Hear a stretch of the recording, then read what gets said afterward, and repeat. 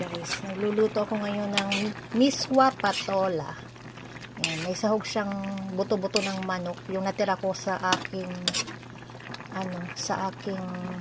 macaroni salad, chicken macaroni. Gulay tayo ngayon, guys.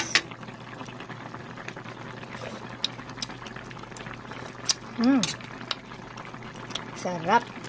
So yummy. Tapos dito naman sa kabila, ayan, meron tayo ditong sinaing na tambakol. Ayan. Sinaing na tambakol. Ayan, parang saliwa, no? May sabaw pareho.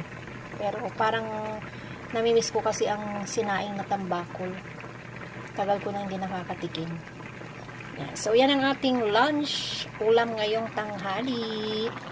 Oh, hanggang gabi na rin yan, guys. Pang-ulam na yan maghapon. At itong sinaing, baka isang linggo to. Kasi ako lang ang kakain talaga, guys, ng isda. Ang aking mga kasama sa bahay, gusto laging ulam. Eh ako gusto ko isda. Kaya isang linggo ko na tong ulam, isda.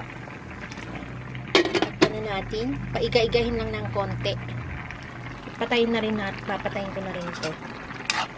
Baka mawala ng sabaw. Kasi ang liswa, kinakain niya yung nagiging malapot siya kasi miswa.